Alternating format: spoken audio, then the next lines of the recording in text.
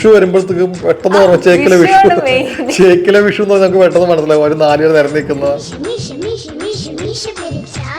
ഞങ്ങൾക്ക് തന്നെ സ്പോട്ടിൽ ഒന്ന് ചിരിക്കാൻ പറ്റുന്ന ഒരുപാട് അവസരങ്ങൾക്കുണ്ടായിരുന്നു. ഇപ്പോഴാണെങ്കിൽ എനിക്ക് തോന്നുന്നു ചേക്കിലെ വിഷു കാണിക്കുമ്പോൾ ട്രോൾ ചെയ്യാനേ ആളുകൾ. ഇപ്പോഴും ആൾക്കാർ മറന്നുപോയ സംഭവം ഉണ്ട് അതിനകത്ത്. അതിന്റെ ഭംഗി എന്ന് പറയുന്നത് താടിയുള്ള ആൾക്ക് കൃഷ്ണൻ, താടിയുള്ള കൃഷ്ണൻ വരുന്നതൊക്കെയാണ് അതിന്റെ ഭംഗി. അതിനകത്ത് ആ ചാണകക്കുഴിയിൽ വീഴുന്ന സംഭവത്തിനകത്ത് വേണ്ടി ഞങ്ങൾ ഈ കുഴി കുഴിച്ച് കുറെ സ്ഥലങ്ങളിൽ പോയി കുഴി കുഴിച്ചിട്ടുണ്ട്. രുക്മിണി ഒരിക്കൽ കെണി, മാധവന് വേണ്ടി ഒരിക്കൽ കെണി, അതൊരു വലിയ കെണിയായിരുന്നു. ഞാൻ എന്താന്ന് വെച്ചാൽ ഈ മുറിക്കകത്ത് മൊത്തം കെണികൾ ഒരുക്കി വെച്ചു. ഡോറ് തുറന്നു കഴിഞ്ഞാൽ പടപടപടാ സൗണ്ട് കേൾക്കാം. പക്ഷേ ലാറ്റർ ഇങ്ങനെ ഷൂട്ട് ചെയ്യും. അപ്പം നമ്മൾ ശരിക്കും ഡയറക്ടറെ പഠിച്ചിട്ട് വേണം സിനിമയിലോട്ട് എൻട്രി ആവാൻ. ഞങ്ങൾ 3 മാസം കറങ്ങിയിട്ടാണ് മീശമാധവൻ ലൊക്കേഷൻ കിട്ടിയത്. അങ്ങനെയാണ് മങ്കര ഫിക്സ് ചെയ്തത്. മീശമാധവൻ നരൻ സിനിമയില് ലാലേട്ടൻ ഇങ്ങനെ തടി വലിച്ചുകൊണ്ട് പോകുന്നുണ്ട്. ശരിക്കും ആ തടി എന്താ? അവിടെയാണ് ലാലേട്ടൻ എടുത്ത് ചാടിയിട്ട് ഇത് പിടിക്കാൻ വേണ്ടി പോകുന്നത്. അപ്പോൾ അന്ന് കുത്തി ഒഴുകി ഒറിജിനൽ ഒരു എന്താ പറയുക ഫ്ലഡ് പോലെ തന്നെയായിരുന്നു ആ സമയത്ത് അവിടെ സംഭവിച്ചുകൊണ്ടിരിച്ചത്. ലാലേട്ടനൊന്നും ഡൂപ്പിടാറേയില്ല. ഇല്ല. അങ്ങനെ ബിഗ് ബി മുതലാണ് ആക്ച്വലി അമലായിട്ട് ഒരു സിനിമാറ്റിക് കൂട്ടുകെട്ട് തുടങ്ങുന്നത് അപ്പോഴായിരുന്നു. മമ്മൂക്കയുടെ അടുത്തൂടെ ആ കാറ് ബ്ലാസ്റ്റ് ആയിട്ട് പോകുന്ന ഒരു സാധനം, അത് ഒറിജിനലാണോ ശരിക്കും? മമ്മൂക്ക കുറച്ചും കൂടി ഭയങ്കര സീരിയസ് ആയിട്ടുള്ള ഒരു വ്യക്തിയാണ് അദ്ദേഹം പൊതുവെ കാണുന്നത്. പക്ഷേ ലാലേട്ടൻ എപ്പോഴും കാണുമ്പോഴും അല്ലെങ്കിൽ എല്ലാവരോടും ഭയങ്കരമായിട്ട് ക്ലോസ് ആയി. പക്ഷെ നമുക്ക് അപ്പോഴും അദ്ദേഹത്തിൻ്റെ സിനിമകൾ കാണുമ്പോൾ നമുക്ക് മനസ്സിലാവും അവരുടെ ടേസ്റ്റ് എന്താണെന്നുള്ളത്. അവർ ഏത് ടൈപ്പ് ഓഫ് മൂവീസാണ് മേക്ക് ചെയ്യുന്നത്. നമ്മുടെ ഫസ്റ്റ് ഇൻഡിപെൻഡന്റ് മൂവി മീശമാധവന്റെ എക്സ്പീരിയൻസ് എങ്ങനെയാണ്? ഇപ്പോഴും മറക്കാത്തൊരു എക്സ്പീരിയൻസ് തന്നെയാണ് മീശമാധവന്റെ. കാരണം ഒന്ന് എൻ്റെ ആദ്യത്തെ സിനിമ 2002 സിനിമയായിരുന്നു. അതിൻ്റെ ലൊക്കേഷൻ കാണാൻ വേണ്ടി തന്നെ 3 മാസം ഞങ്ങൾ കറങ്ങിയത്. ലാൽ ജോസും കുമാർ സാറും വിനുവാനന്ദാണ് അസോസിയേറ്റ്, ഇവരൊക്കെ ഉണ്ടായിരുന്നു. ഇവരൊപ്പം തന്നെ കറങ്ങിയിരുന്നത്. അപ്പോൾ അത് എന്താ പറയുക, കുറേ 2-3 മാസം എടുത്തിട്ടാണ് അതിൻ്റെ ഓരോ ലൊക്കേഷൻസും കണ്ടുപിടിച്ച് അവസാനം മങ്കര എന്നുള്ള സ്ഥലം തന്നെ ഞങ്ങൾ കണ്ടുപിടിക്കുന്നത്. മങ്കര സ്ഥലം അവിടെ ഉണ്ട്, പക്ഷെ ഞങ്ങൾ കണ്ടുപിടിക്കുന്ന അപ്പോഴാണ്. അവിടെ ഒരു വീട് കിട്ടുന്നു, കൃത്യമായിട്ട് വീട് കിട്ടുന്നു. പക്ഷേ അതിന് കുറേ സീക്വൻസ് നമ്മൾ എടുക്കുന്നത് പൊള്ളാച്ചിയാണ്. പൊള്ളാച്ചിയും മങ്കരയും തന്നെയും പാലക്കാടിൻ്റെ പല ഭാഗങ്ങളും ചേർന്നിട്ടാണ് ഇത്. കല്യാണപ്പാട്ടെന്നുള്ള ജംഗ്ഷൻ എന്ന് പറയുന്നത് മീനാക്ഷിപുരത്തിനടുത്താണ്. വീട് കാണിക്കുന്നത് ഒറ്റപ്പാലം കഴിഞ്ഞിട്ടുള്ള സ്ഥലത്താണ്. അപ്പോൾ പല ഏരിയയും പല സ്ഥലത്താണ്. അതിന് ക്ഷേത്രം കാണിച്ചിരിക്കുന്നത് പാലക്കാട് നിന്ന് മണ്ണാർക്കാട് പോകുന്ന വഴിക്കുള്ളതാണ്. അപ്പോൾ അങ്ങനെ പല സ്ഥലങ്ങളായിട്ട് അത് ഷൂട്ട് ചെയ്തിരിക്കുന്നത്. ഷൂട്ട് ചെയ്യുമ്പോഴേ ഞങ്ങൾക്ക് ഈ സിനിമ നന്നായിരിക്കും എന്നുള്ള തോന്നണ്ട. കാരണം ഈ ഒരുപാട് കോമഡി സീക്വൻസ് അതിനകത്തുള്ളത് ഞങ്ങൾക്ക് തന്നെ സ്പോട്ടിൽ ഒന്ന് ചിരിക്കാൻ പറ്റുന്ന ഒരുപാട് അവസരങ്ങൾ അതിനകത്തുണ്ടായിരുന്നു. എല്ലാവരും ഓർത്തിരിക്കുന്ന ഒരു സിനിമയാണ് മീശമാധവൻ എന്ന് പറയുന്നത്. പ്രത്യേകിച്ച് ചേക്ക് എന്ന് പറഞ്ഞ ഗ്രാമം, പ്രത്യേകിച്ച് ഇപ്പോൾ ഏപ്രിൽ മാസം വിഷു വരുമ്പോഴത്തേക്കും പെട്ടെന്ന് പറഞ്ഞു ചേക്കിലെ വിഷു എന്ന് പറഞ്ഞാൽ നമുക്ക് പെട്ടെന്ന് മനസ്സിലാവും. ഒരു 4 പേര് നിരന്ന് നിൽക്കുന്ന സംഭവമാണ് ഇപ്പോൾ വിഷുവിന്. അപ്പോൾ വിഷു ഭയങ്കര പ്രത്യേകതയുള്ള സ്ഥലം തന്നെയാണ്. പക്ഷേ ഇപ്പോഴാണെങ്കിൽ എനിക്ക് തോന്നുന്നു ചേക്കിലെ വിഷു കാണിക്കുമ്പോൾ ട്രോൾ ചെയ്യാനേ ആളുകൾ. കാരണം എന്താണെന്ന് വെച്ചാൽ ഇപ്പോഴും ആൾക്കാർ മറന്നുപോയ സംഭവം ഉണ്ട് അതിനകത്ത്. അതായത് വിഷുവിന് നമ്മളുടെ നാട്ടിൽ എല്ലാ റേഷൻ കടകളും അടവായിരിക്കും, അടച്ചിട്ട് കഴിക്കും. പക്ഷേ ഈ ചേക്കിൽ മാത്രമാണ്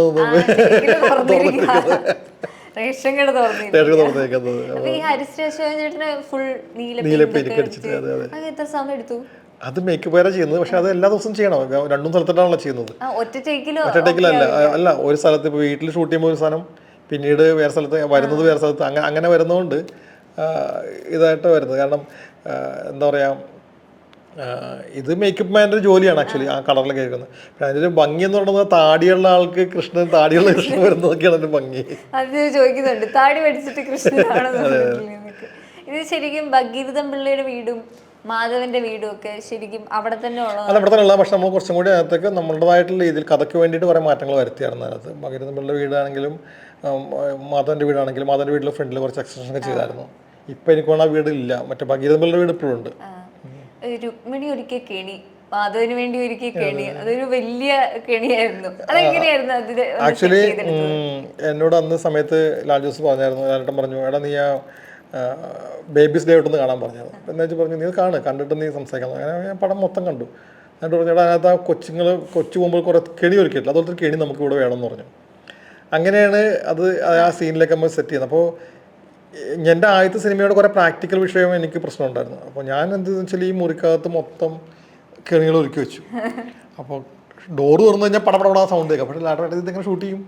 കാരണം നമുക്ക് ഷൂട്ട് ചെയ്യണ പീസായിട്ടല്ലേ, ഇത് പറ്റില്ല എന്ന് പറഞ്ഞു. അങ്ങനെ നീ ഓരോ പീസ് ചെയ്യാൻ പറ്റും. അങ്ങനെ പിന്നീട് ഓരോ ഘട്ടമായിട്ടാണ് പിന്നെ ആ കെണി വെച്ചിരിക്കുന്നത്. ഇപ്പോൾ സ്റ്റെപ്പിൽ നിന്ന് ഇറങ്ങി വരുമ്പോൾ മാത്രം ഒരു പോർഷൻ, ഡോർ തുറക്കുമ്പോൾ ഒരു പോർഷൻ, അല്ലെങ്കിൽ ഡോർ കഴിയുമ്പോൾ ഒരു പോർഷൻ, ആ ഗോലിയൊക്കെ ഇട്ടുള്ളൊരു പോർഷൻ, അങ്ങനെ പല പക്ഷേ ഒരു മാസ്റ്റർ പ്ലാൻ ഉണ്ടായിരുന്നു. അതിനുശേഷം ഇത് സെറ്റ് ചെയ്തതിന് ശേഷം ഓരോ പീസായിട്ട് സെറ്റ് ചെയ്തു. ആ പീസായിട്ട് സെറ്റ് ചെയ്ത് പിന്നെ റീ എഡിറ്റ് ചെയ്തപ്പോൾ ആ മാസ്റ്റർ പ്ലാനിലേക്ക് വന്നു. അതാണ് ആ സിനിമയിൽ കാണുന്നതൊക്കെയാണ്. എത്ര സമയം എടുക്കും ഇത്രയും ഒരു പ്ലാൻ സെറ്റ്? അല്ല, ആ സീൻ എനിക്കൂടെ 2-3 ദിവസം കൊണ്ടൊക്കെയാണ് സാധനം ഷൂട്ട് ചെയ്തിരിക്കുന്നത്. അതെ, 2-3 ദിവസം എടുത്തു ആ സാധനം ചെയ്തത്. പട്ടാളം പുരുഷന്റെ തോക്ക് ഒറിജിനലായിരുന്നോ? അതൊക്കെ ഒറിജിനലാണ്. ഒറിജിനൽ തോക്കാണ്. ആ വിഷു എന്ന് പറയുമ്പോഴേ നമ്മുടെ മനസ്സിൽ ഇപ്പം മീശമാധവൻ വരും. വിഷു എന്ന് കേട്ട ഉടനെ ട്രോളുകൾ ഒരുപാട് ഇറങ്ങും, മീശമാധവൻ ട്രോള്. അതിലൊരു ഫണ്ണി എക്സ്പീരിയൻസ് എന്തായിരുന്നു മീശമാധവൻ സെറ്റിലെ? എല്ലാം ഫണ്ട് എക്സ്പീരിയൻസ് തന്നെയായിരുന്നു. വന്നാൽ പോലും അതിനകത്ത് ആ ചാണകക്കുഴിയിൽ വീഴുന്ന സംഭവത്തിനകത്ത് വേണ്ടി ഞങ്ങൾ ഈ കുഴി കുഴിച്ച് കുറേ സ്ഥലങ്ങളിൽ പോയി കുഴി കുഴിച്ചിട്ടുണ്ട്. കാരണം അന്ന് ഇദ്ദേഹം ഭയങ്കര തിരക്കുള്ള മനുഷ്യനായിരുന്നു, സലീം കുമാർ. ഇങ്ങനെ സിനിമകൾ ഓടും. അപ്പോൾ സലീം കുമാറിൻ്റെ ഡേറ്റിന് വെച്ചിട്ടാണ് നമ്മളിങ്ങനെ പ്ലാൻ ചെയ്തുകൊണ്ടിരിക്കുന്നത്. അപ്പോൾ ഒരു ദിവസം നമ്മൾ ഈ വീടിനടുത്തുള്ള ചാണകക്കുഴി ഉണ്ടാക്കിയിട്ട് ചാണകത്തിന് വേണ്ടിയിട്ട് നമ്മൾ സെപ്പറേറ്റ് സെറ്റ് ചെയ്യണം. നമ്മൾ അതൊക്കെ നമ്മൾ പറ്റിക്കുക, ഒറിജിനൽ ചാണകത്തിൽ വീഴാൻ പറ്റത്തില്ലല്ലോ. അപ്പോൾ ഇതൊക്കെ റെഡിയാക്കി വെച്ചതിന് ശേഷം പുള്ളി എത്തില്ല. ആ പുള്ളി തിരക്കായിട്ട് വരില്ല. പിന്നെ അത് വേറെ സ്ഥലത്തേക്ക് മാറും. പിന്നെ വേറെ ദിവസം വീണ്ടും സെറ്റ് ചെയ്യും.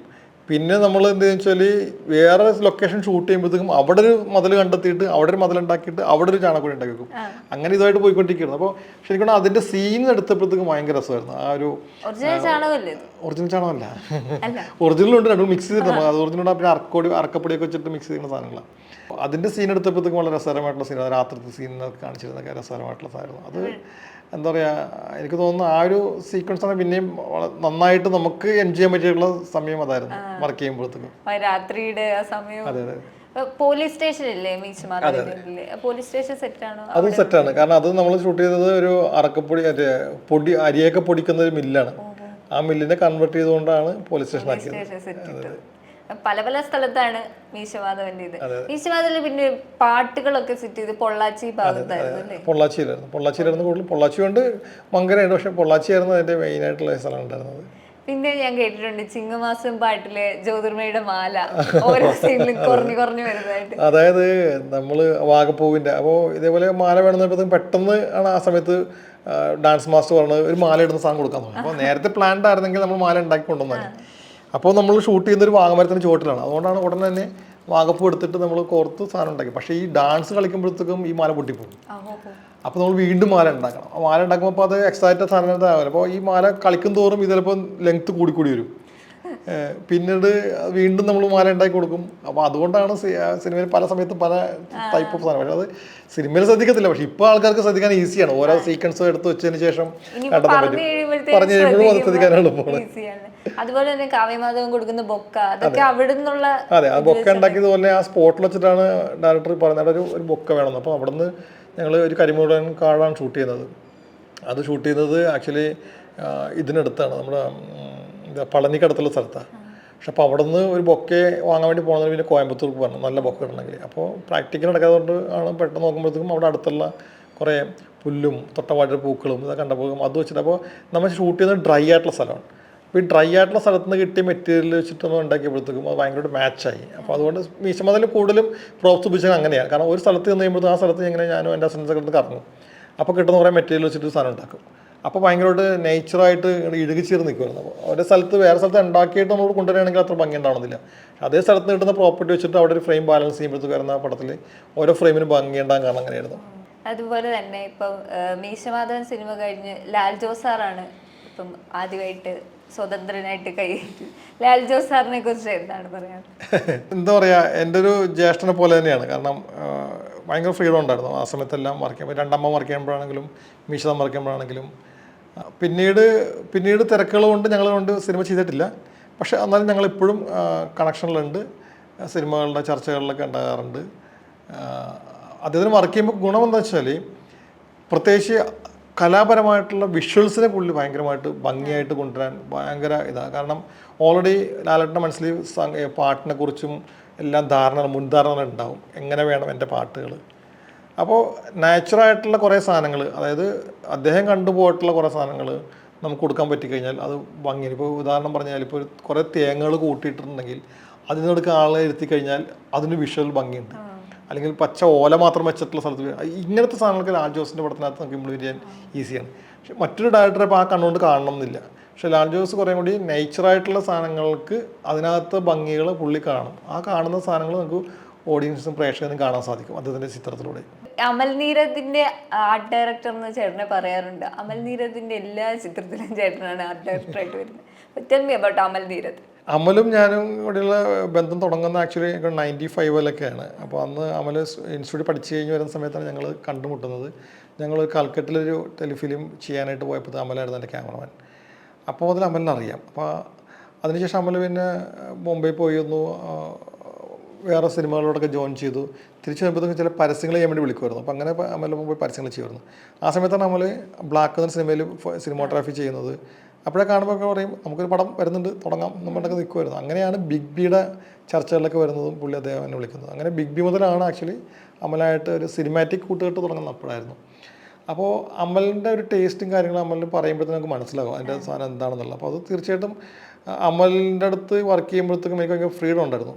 അപ്പോൾ നമ്മൾ വെക്കുന്ന സാധനം എപ്പോഴും നമ്മൾ പ്രോമിനൻ്റായിട്ട് കാണിക്കും. അങ്ങനെ ഒരു കളറാണെങ്കിൽ പോലും ആ കളർ എന്തിനു വെച്ചെന്നുള്ളത് അമലിനറിയാം. അല്ലെങ്കിൽ ഞാൻ പറയാം നമുക്ക് ഇതിൻ്റെ പർപ്പസ്. അപ്പോൾ ഓക്കെ, അപ്പോൾ അങ്ങനെയാണ് സാധനം പോയിക്കൊണ്ടിരിക്കുന്നത്. അപ്പോൾ അങ്ങനെ എല്ലാ സിനിമകളിലും പോകാൻ പറ്റി. 1-2 സിനിമകളിൽ എനിക്ക് ജോയിൻ ചെയ്യാൻ പറ്റിയിട്ടില്ല. 1-2 സിനിമകളിൽ അമലിൻ്റെ എനിക്ക് ഞാൻ തിരക്കായതുകൊണ്ട് എനിക്ക് തരാൻ പറ്റിയിട്ടുണ്ടായിരുന്നു. പക്ഷേ വീണ്ടും ഭീഷ്മ മുതൽ വീണ്ടും അമലിൻ്റെ വീണ്ടും ഞാൻ വർക്ക് ചെയ്ത് തുടങ്ങിയത്. ബിഗ് ബിയില് ഈ ബിഗ് ബിയുടെ കാര്യം പറയുമ്പോൾ നമ്മൾ എപ്പോഴും കാണുന്ന ഒരു സീൻ എന്ന് പറയുന്നത് മമ്മൂക്കയുടെ അടുത്തൂടെ ആ കാറ് ബ്ലാസ്റ്റ് ആയിട്ട് പോകുന്ന ഒരു സാധനം. അത് ഒറിജിനലാണോ ശരിക്കും? അത് രണ്ടും ഉണ്ടായിരുന്നു. രണ്ടും ഒറിജിനൽ. അതായത് ഷൂട്ട് ചെയ്യുന്ന സമയത്ത് ഒറിജിനലായിട്ട് തന്നെ ഒരു സാധനം മമ്മൂക്കയുടെ സ്ഥലത്തേക്ക് വന്നായിരുന്നു. അതായത് ഞങ്ങൾ അതിന് നമുക്ക് ആ ബ്ലാസ്റ്റ് ജീപ്പിലൊക്കെ എടുത്ത് പെട്രോൾ ഒഴിച്ച് തീയിട്ട് ചെയ്യുമ്പോഴത്തേക്കും ഒരു സാധനം ബ്ലാസ്റ്റ് ചെയ്തപ്പോഴത്തേക്കും അതിനകത്തൊരു പാട്ട് മമ്മൂക്കയുടെ അടുത്ത് വന്നപ്പോൾ നമുക്ക് മാറിക്കളയും. പക്ഷെ അത് നമ്മളത് ശ്രദ്ധിച്ചില്ല. വൈകുന്നേരം നമ്മൾ അടുത്ത സീൻ എടുക്കുന്ന സമയത്ത് വീഡിയോ മേക്കിംഗ് ഉണ്ടാവില്ല. ആ വീഡിയോ മേക്കിംഗ് നോക്കുമ്പോഴാണ് എന്തോ സാധനം നമുക്ക് അടുത്ത് വരുന്നത് നമുക്ക് മാറിക്കള്ളം കാണാം. അത് പക്ഷേ അന്ന് അത് നമ്മൾ വൈറലാക്കി പറഞ്ഞിട്ട്. അന്ന് ഇതുപോലത്തെ ഇപ്പോഴത്തെ പോലെ നമുക്ക് വൈറലാക്കാണ്ട് വാട്സപ്പൊന്നും ഇല്ലാത്തതുകൊണ്ട് ചാനലുകളിലാണ് സാധനം പുറത്ത് വന്നത്.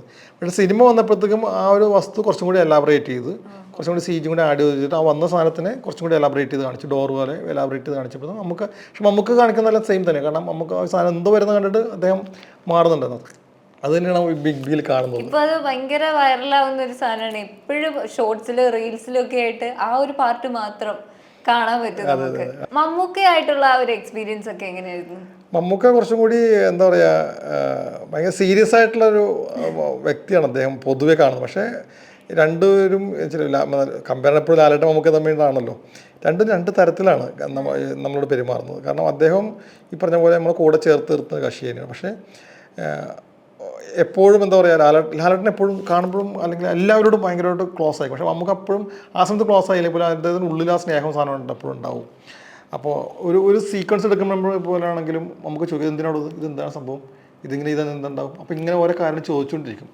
ഈ ഒരു സാധനം കാണുമ്പോൾ ഇതെന്തായിരിക്കും മെറ്റീരിയൽ, ഇതെന്തിനാണ് ഇതിങ്ങനെ ഇയാൾ ഉപയോഗിക്കും. അത് ക്യാരക്ടർ വെച്ചിട്ട് അദ്ദേഹം സംസാരിക്കും. ഈ ക്യാരക്ടർ ഇത് ഉപയോഗിക്കും. അല്ലെങ്കിൽ ഇപ്പോൾ പ്രത്യേകിച്ച് ഗാഡ്ജറ്റുകളാണെങ്കിൽ തീർച്ചയായിട്ടും നമുക്ക് ചോദിക്കും ഇതെന്തുകൊണ്ടാണോ, ഇത് ഇയാളുടെ കയ്യിലുള്ളതാണോ, അതാണോ, അങ്ങനെ പോകും. പക്ഷേ ലാലേട്ടൻ അങ്ങനെ ഇൻ്റർഫിയർ ചെയ്യത്തില്ല ഒരു പ്രോപ്സ്. പക്ഷേ മമ്മൂക്ക കുറച്ചും കൂടി പ്രോപ്സും ബാക്ക് ടോപ്പ് സാധനത്തും കുറച്ചും കൂടി വിജിലൻ്റ് ആണ് മമ്മൂക്ക. ഓരോ ഡയറക്ടേഴ്സിനും ഓരോ ടേസ്റ്റാന്ന് പറയാറുണ്ട്. അപ്പോൾ അതിനനുസരിച്ച് ആർട്ട് ഡയറക്ടേഴ്സും ഓരോ സെറ്റിൽ ചെല്ലുമ്പോഴും മാറി മാറി ചിന്തിക്കണം, മാറി മാറി ചെയ്യണമല്ലോ. ആ ഒരു എക്സ്പീരിയൻസ് വരുമ്പോൾ ചലഞ്ചിങ് ആയിട്ട് തോന്നാറുണ്ടോ? തീർച്ചയായിട്ടും അതാണ് ഏറ്റവും കൂടുതൽ ചലഞ്ചിങ് ആയി വരുന്നത്. കാരണം ഇപ്പോൾ ഒരാളുടെ ഒപ്പം വർക്ക് ചെയ്യുമ്പോഴത്തേക്കും ഇപ്പോൾ അമൽ നീരദിൻ്റെ ഒപ്പം മാത്രം വർക്ക് ചെയ്യാനാണെങ്കിൽ അമൽ നീരദിൻ്റെ സ്റ്റൈൽ മാത്രം എപ്പോഴും ഫോളോ ചെയ്താൽ മതി. പക്ഷേ അതിൻ്റെ ഒപ്പം തന്നെയാണ് സത്യനന്ദിക്കാണ്ട് ഒപ്പം വർക്ക് ചെയ്യുന്നത്, അല്ലെങ്കിൽ അതിനൊപ്പമാണ് ഉണ്ണികൃഷ്ണൻ വർക്ക് ചെയ്യുന്നത്, ആ സമയം ജോർജ് സാറിൻ്റെ വർക്ക് ചെയ്യുന്നുണ്ട്. അങ്ങനെ പല ആളുകളുടെ വർക്ക് ചെയ്യുന്നത് അവരുടേതായിട്ടുള്ള ടേസ്റ്റ് എപ്പോഴും ഉണ്ടാവും. അപ്പോൾ അത് നമ്മൾ അദ്ദേഹത്തിൻ്റെ സിനിമകൾ കാണുമ്പോൾ നമുക്ക് മനസ്സിലാകും അവരുടെ ടേസ്റ്റ് എന്താണെന്നുള്ളത്. അവർ ഏത് ടൈപ്പ് ഓഫ് മൂവീസാണ് മേക്ക് ചെയ്യുന്നത്, അവരെന്തൊക്കെയാണ് അവർ ഉപയോഗിക്കുന്നത്, അല്ലെങ്കിൽ കളർ പാലറ്റിൽ ശ്രദ്ധിക്കാറുണ്ടോ, അല്ലെങ്കിൽ കോസ്റ്റ്യൂം ശ്രദ്ധിക്കാറുണ്ടോ, അല്ലെങ്കിൽ പ്രോപ്സ് ശ്രദ്ധിക്കാറുണ്ടോ, നമുക്ക് സിനിമ കണ്ടാൽ മനസ്സിലാവും. അത് വെച്ചിട്ട് നമ്മൾ ഫോളോ ചെയ്യുന്നത് അവരുടെ. ഇപ്പോൾ ജോർജ് സാറിൻ്റെ സിനിമ എന്ന് പറയുന്നത് ഫാമിലി ഓറിയൻറ്റഡ് സിനിമകളാണ്. അപ്പോൾ ഫാമിലി ഓറിയൻറ്റഡ് സിനിമ എന്ന് പറയുമ്പോൾ ഫാമിലിയായിട്ട് എപ്പോഴും കണക്ഷൻ ഉണ്ടാവും. അപ്പോൾ അതൊരു എന്താ പറയുക, നമ്മൾ ഏത് സിനിമ എടുത്തു കഴിഞ്ഞാലും അദ്ദേഹത്തിന് ഒരു വലിയൊരു ഫ്രെയിമിലാണ് സിനിമകൾ കാണിച്ചുകൊണ്ടിരിക്കുന്നത്. അതാണ് അതിൻ്റെ ഒരു പ്രത്യേകത. ഇപ്പോൾ സത്യൻ സാറിൻ്റെ ഒപ്പം വർക്ക് ചെയ്യണമെങ്കിൽ 4 പടം സത്യൻ സാർ വർക്ക് ചെയ്തിരുന്നു. സത്യൻ സാറിൻ്റെ ഒപ്പം വർക്ക് ചെയ്യുമ്പോഴത്തേക്കും നേരെ തിരിച്ച് കുറച്ചും കൂടി നാച്ചുറലാണ് എല്ലാ കാര്യങ്ങളും. തൊട്ടപ്പുറത്തെ വീട്ടിലെ ആൾ, ഇപ്പുറത്തെ ആൾ എന്നൊക്കെ പറയുന്ന തരത്തിലുള്ള നമ്മുടെ കൂടെ ജീവിക്കുന്ന ആൾ എന്ന തരത്തിലാണ് ആ സിനിമകളെല്ലാം പോകുന്നത്. അപ്പോൾ ഭയങ്കര നേച്ചറായിട്ട് ഇഴുകിച്ചേർന്നുള്ള സിനിമകളായിരിക്കും സത്യൻ സാറിൻ്റെ ഒപ്പം. അപ്പോൾ അതുപോലത്തെ പ്രോപ്സുകളും സാധനങ്ങളൊക്കെ കൂടുതൽ നമ്മൾ ചെയ്യുന്നത്. അതിനകത്തൊരു ആർട്ടിഫിഷ്യൽ സാധനങ്ങൾ കുറവായിരിക്കുള്ളൂ. അപ്പോൾ അങ്ങനെ ഓരോ സിനിമയിലും ഓരോ ഡയറക്ടർമാർക്ക് നമുക്ക് ഒരു പഠനമാണ് ആക്ച്വലി.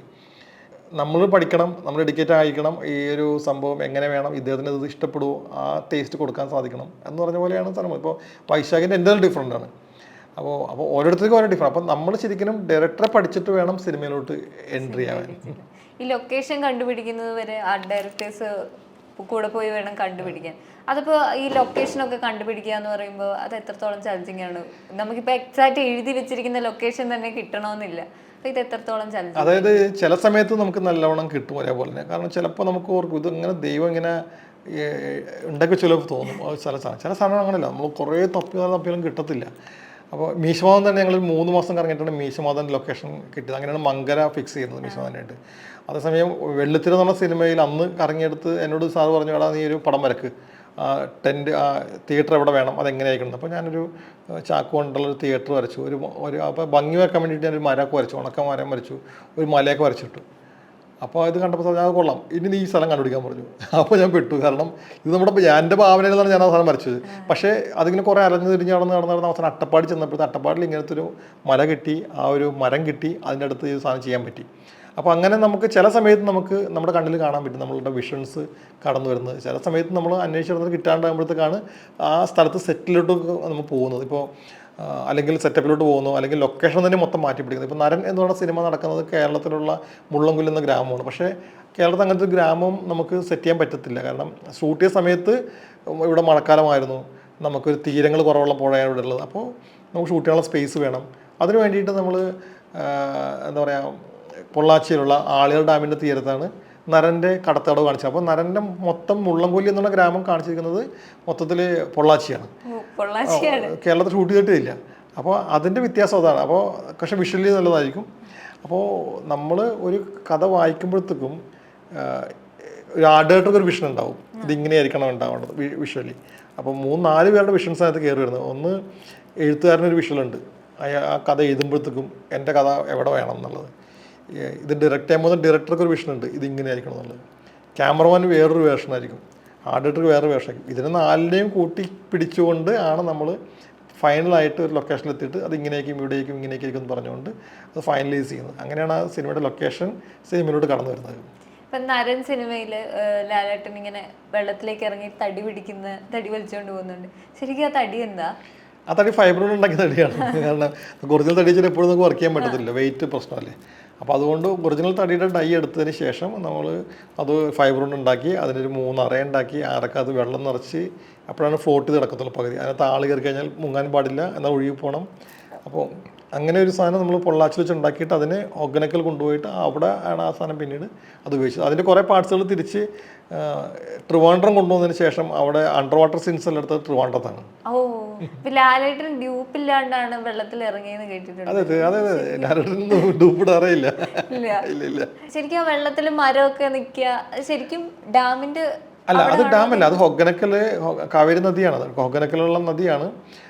അപ്പുറം എന്താ പറയുക, കർണാടകയും ഇപ്പുറത്ത് തമിഴ്നാടുമായിട്ടുള്ള സ്ഥലമാണ്. പക്ഷേ കബനി ഡാം തുറന്നു കഴിയുമ്പോൾ അവിടെ നിന്ന് ഓപ്പൺ ചെയ്ത് വരുന്ന വെള്ളമാണ് ഇതിനകത്ത് വരുന്നത്. ഞങ്ങൾ ഷൂട്ട് ചെയ്യാൻ വേണ്ടി ചെന്നപ്പോഴത്തേക്കും ഈ ഡാം അപ്പുറത്ത് ഓപ്പൺ ചെയ്തിട്ട് ഒരു 1.5 കിലോമീറ്ററോളം വെള്ളം കയറി. അപ്പോൾ പുഴയിൽ നിന്നും പിന്നെയും 1.5 കിലോമീറ്റർ വെള്ളമുള്ള സ്ഥലത്താണ് നമ്മൾ ഷൂട്ട് ചെയ്യുന്നത്. കാരണം അങ്ങോട്ട് ചെല്ലാൻ പറ്റില്ലായിരുന്നു. അതുകൊണ്ടാണ് മരമൊക്കെ അതിനകത്ത് വന്നിരിക്കുന്നത്. ആക്ച്വലി അത് കരയായിരുന്നു പണ്ട്. ഞങ്ങൾ ഷൂട്ട് ചെയ്യാൻ നോക്കാൻ വേണ്ടി ലൊക്കേഷൻ കാണാൻ ചെയ്യുമ്പോൾ അത് കരയായിരുന്നു. ഷൂട്ട് ചെയ്തപ്പോൾ വെള്ളം കയറിയിട്ട് പുഴയായി മാറി. അതുകൊണ്ടാണ് ഈ മരത്തിൽ നമ്മൾ ഒഴുകി വരുന്ന മരങ്ങൾക്കിടയിൽ കൊണ്ടുപോയിട്ട് കെട്ടി വെക്കുന്നത്. അതുകൊണ്ടായിരുന്നു. അവിടെയാണ് ലാലേട്ടൻ്റെ അടുത്ത് ചാടിയിട്ട് ഇത് പിടിക്കാൻ വേണ്ടി പോകുന്നത്. അപ്പോൾ അന്ന് കുത്തി ഒഴുകി ഒറിജിനൽ ഒരു എന്താ പറയുക ഫ്ലഡ് പോലെ തന്നെയായിരുന്നു ആ സമയത്ത് അവിടെ സംഭവിച്ചുകൊണ്ടിരിച്ചത്. നരൻ സിനിമയിൽ വേറെ എന്തൊക്കെ ആർട്ട് പ്രോപ്പർട്ടീസ് ആണ് അതിനകത്ത്? നമ്മൾ അതിനകത്ത് ദേവേനയുടെ വീട്, പിന്നെ ഇന്നസെന്റ് ഏട്ടൻ്റെ വീട്, അതൊക്കെ നമ്മൾ സെറ്റ് ഇട്ടിരിക്കുകയായിരുന്നു. പിന്നെ അതിന് ജംഗ്ഷൻ കവലയുണ്ട്, ആ കവല സെറ്റായിരുന്നു. കടത്തളവ് സെറ്റായിരുന്നു. ഈ മുള്ളംകൊല്ലി എന്ന സ്ഥലം കാണിക്കാൻ ഞാൻ ഇവിടെ കേട്ടതാണ്, ഇങ്ങനെ മുള്ളുള്ള അതായത് അത് നമ്മൾ ചുമ്മാ സിനിമയിൽ ആളുകളെ എന്താ പറയുക, ആളുകളുടെ ഒന്ന് മനസ്സിനെ നമ്മൾ ആ ക്യാരക്ടറോട്ട് അല്ലെങ്കിൽ ആ ലൊക്കേഷനോട്ട് കൊണ്ടുവരാൻ വേണ്ടി ചെയ്യുന്ന നുറുങ്ങുവേലകളാണ്. നുറുങ്ങുവേല. അപ്പോൾ ഇപ്പോൾ നമ്മൾ സിനിമ കാണുമ്പോഴത്തേക്ക് മുള്ളംകൊല്ലി എന്നുള്ള പേരുണ്ട്. പക്ഷേ മുള്ളംകൊല്ലിയുടെ പേര് അതിൻ്റെ അത്രയും നമുക്ക് ആൾക്കാരുടെ ഇടയിലോട്ട് കയറണമെന്നുണ്ടെങ്കിൽ എന്തെങ്കിലും നമുക്ക് വേണം. അപ്പോഴാണ് തോന്നിയത് മുള്ളുവേലിയും മുള്ളംകൊല്ലിയും കണക്റ്റഡാണ് അല്ലേ, മുള്ളുവേലിയും മുള്ളും. അപ്പോൾ ഓരോ സീനത്തും ഞാൻ പറഞ്ഞു ഞങ്ങൾക്ക് മുള്ളുവേലി വെക്കാമെന്ന് പറഞ്ഞു. അപ്പോൾ അത് മാത്രമല്ല, അതൊരു നാട്ടുമ്പുറത്തെ കാഴ്ചകളാണ്. ഇപ്പോൾ നമുക്കില്ല, അന്യം പോയ സംഭവമാണ്. നാട്ടുമ്പുറങ്ങളിൽ പണ്ടുണ്ടായിരുന്നതാണ് ഈ മുള്ളുകൊണ്ടുള്ള വേലികൾ. അതുകൊണ്ടാണ് ആ സിനിമയുടെ ഏത് സീക്വൻസ് എടുത്തു കഴിഞ്ഞാലും എല്ലായിടത്തും ഒരു മുള്ളു ഉണ്ടാവും. ഞങ്ങളുടെ വണ്ടിയുടെ മുകളിൽ കുറേ വേലി ഉണ്ടാക്കി ഇട്ടിരിക്കുകയാണ്. ഷൂട്ട് ചെയ്യുമ്പോൾ പത്തിന് കൊണ്ട് മുള്ളു വേലി വെക്കുക, അവർ നടത്തി വിടുക എന്നുള്ള സംഭവം. അപ്പം അങ്ങനെയാണ് അത് ഓട്ടോമാറ്റിക്കലി ഈ മുള്ളു ഇങ്ങനെ കാണും. പക്ഷെ നമ്മൾ പറഞ്ഞിട്ടൊന്നുമില്ല. അതിനെ പ്രേക്ഷകരെ അങ്ങോട്ട് കൊണ്ടുപോകാൻ വേണ്ടിയിട്ട് ചെയ്ത സാധനമാണ്. മുള്ളംകൊല്ലി എന്ന് പറയുന്ന സ്ഥലത്തെ ആ ക്ഷേത്രം സെറ്റ് ശരി. അപ്പൊ അങ്ങനെ ഒരു ക്ഷേത്രം ശരിക്കും ഇല്ല. ക്ഷേത്രം അവിടെ ഇല്ലായിരുന്നു. നമ്മുടെ കേരളത്തിലൊരു സ്ഥലം അങ്ങനെ കിട്ടാനില്ലാത്തതുകൊണ്ട് പൊള്ളാച്ചിയിൽ പോയി കണ്ടുപിടിച്ച് അങ്ങനെ പോയതാണല്ലേ? അതെ അതെ അതെ. കാരണം വെച്ചാൽ കേരളത്തിൽ നമുക്ക് സ്ഥലങ്ങളുണ്ട്, പക്ഷേ ആ സമയം ജൂൺ ജൂലൈ സമയമായിരുന്നു. അപ്പോൾ ഇവിടെ മഴ സമയമാണ്. അപ്പോൾ അതുകൊണ്ട് നമ്മൾ ഉദ്ദേശിച്ച ഷൂട്ട് തീരില്ല. അതുകൊണ്ടാണ് നമ്മൾ മാത്രമല്ല കേരളത്തിൽ നമുക്ക് ഇപ്പോൾ അങ്ങനെ സ്ഥലം കിട്ടിയ പോലും വിഷ്വലി നമുക്ക് ഈ സിനിമക്ക് പ്രത്യേകത വിഷ്വൽ ഭയങ്കര ട്രീറ്റ്മെൻറ്റ് വേണമെന്നുള്ള ഇതുണ്ടായിരുന്നു. അപ്പോൾ അതുകൊണ്ടാണ് പൊള്ളാച്ചി തിളക്കുക. കാരണം ആ സമയത്ത് ഒരുപാട് സിനിമകൾ പൊള്ളാച്ചിയാണ് നടക്കുന്നത്. നമ്മളിപ്പോൾ കേരളത്തിൽ ഒട്ടുമിക്ക സിനിമകൾ എടുത്താലും പൊള്ളാച്ചിയാണ് കാണിക്കുന്നത്. കാരണം ബാക്ക് ഡ്രോപ്പിൽ മല കിട്ടും, അവിടെ ഒരു വൈഡ് ആണ് അതിൻ്റെ ഫ്രെയിമുകളെല്ലാം. ഇപ്പോൾ കേരളത്തിൽ കൊണ്ടുവച്ച് നമുക്ക് മല കിട്ടുന്ന സ്ഥലം വളരെ കുറവാണ്. ഇപ്പോൾ തൊടുപുഴ മാത്രമേ ഉള്ളൂ, പിന്നെ ഉള്ളത് ഒറ്റപ്പാലമുണ്ട്, പിന്നെ പാലക്കാടുണ്ട്. ഈ സ്ഥലങ്ങളല്ലാതെ നമുക്ക് മലകൾ ബാക്ക് ഡ്രോപ്പ് വരുന്നത് വളരെ കുറവാണ്. പക്ഷേ പൊള്ളാച്ചി വന്നു കഴിഞ്ഞാൽ 360 ഡിഗ്രി വരെ നമുക്ക് വേണമെങ്കിൽ മലകൾ കിട്ടും. അതുകൊണ്ടാണ് പൊള്ളാച്ചികൾ സെലക്ട് ചെയ്യുന്നത്. അപ്പോൾ ചേട്ടാ ഒരുപാട് സന്തോഷം. ഇനി ഒരുപാട് സിനിമകൾ ചെയ്യാൻ പറ്റട്ടെ. വീണ്ടും ബോളിവുഡ് ഹോളിവുഡ് എല്ലാം കടന്നു പോകാൻ പറ്റട്ടെ എന്ന് ആശംസിക്കുന്നു. ഒരുപാട് സന്തോഷം. Thank you.